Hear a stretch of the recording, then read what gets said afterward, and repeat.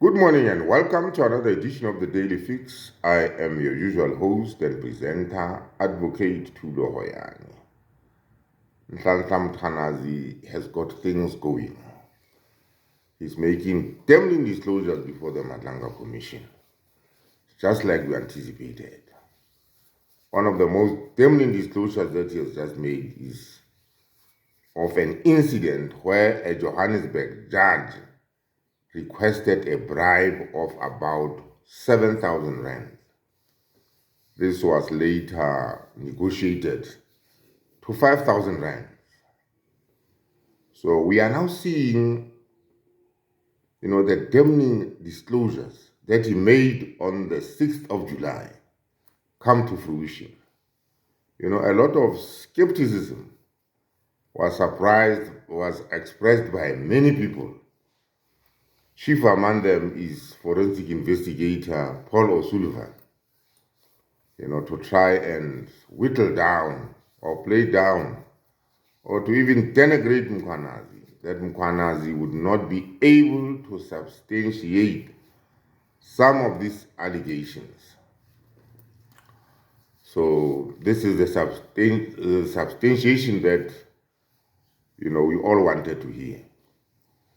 But you see, I've always had my own doubts about how proceedings are going to unfold before the MADLANGA Commission.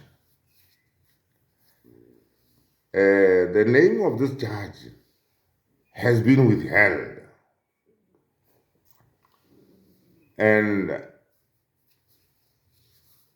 I don't know why the name is being withheld, because, you see, Nhlanhla Mkhwanazi is not there to tell us about nameless, faceless people. If these people are going to be nameless and, of course, faceless, it defeats the whole purpose of the Commission of Inquiry. Because the whole purpose of the Commission of Inquiry is not for the convenience of the Commission or anybody. The Commission has been set up for the convenience of ordinary South Africans, ordinary men and women of this country who are at the receiving end of crime, people who are daily experiencing the high crime levels that we are seeing in this country. So we need to know who is responsible and who is behind all this. And the only way we can know is to have names. Why protect an individual who has been reported to the Judicial Service Commission for something as serious as soliciting a bribe? Why do we need to protect somebody like that? The only way we can protect anybody, if anybody has to be protected, is to protect the public from that person or against that person. And the only way we can protect the public from that person is to have the person named so that people know who he is and what is involved in and who are his associates in this criminal enterprise. Because let me reiterate that it is a very serious matter. When Nhlanhla Mkhwanazi makes allegations that members of the judiciary, are involved and are working hand in glove with criminal syndicates in this country, so that syndicated crime, becomes a cancer that affects this country and cannot be dealt with because even the judiciary is now involved. And you see, if you involve the judiciary, if the judiciary is involved in crime, that is the end. That is the end of the justice system as we have known it all over the years.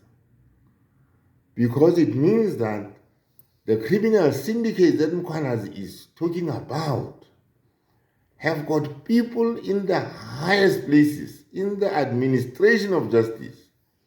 So there is no way that these people are going to be, uncovered and exposed and dealt with, because they have the protection of the law. And judges are sworn to be, are sworn to uphold the law. They are supposed to be men and women of integrity.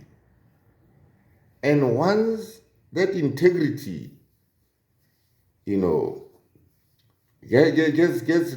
negatively impacted by the soliciting of bribes, the judiciary and the whole administration of justice just falls apart. So my gripe this morning is, why was that judge not named? Why are we not naming these people?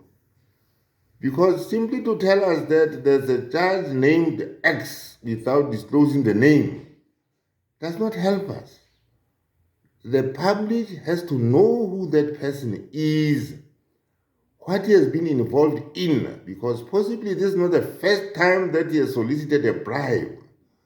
They need to know who that person is, to look at all the judgments that this particular judge has been involved in, so that an investigation can then be undertaken to determine exactly how those decisions or those judgments went, or how they were undertaken, so that possible bribery involving perhaps many other cases can then be unraveled. So this is what I'm saying. It helps nobody to protect people who are not worth protecting. In whose interest? Let me just pose that question. If you protect an individual like that, whose interests are being protected? It cannot be said that we are protecting the entire judiciary, because naming that particular person would then taint the whole judiciary negatively. No, it does not do that. Naming that particular individual affects and taints the integrity of that individual. If there's one rotten apple in the system, and that rotten apple in the system is exposed, that does not bring the whole system into disrepute. It only brings the whole system into disrepute if the system itself works to protect the identity of that particular person that Mkhwanazi is talking about. So it is very disturbing that things like this are happening. You'll also recall that there are also going to be, other hearings which are going to be held in camera. Again, keeping away key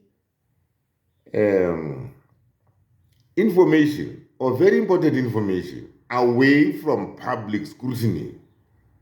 Because you see, the whole exercise here must be about naming and shaming culprits. It is only by naming and shaming culprits that will get to the bottom of this rot.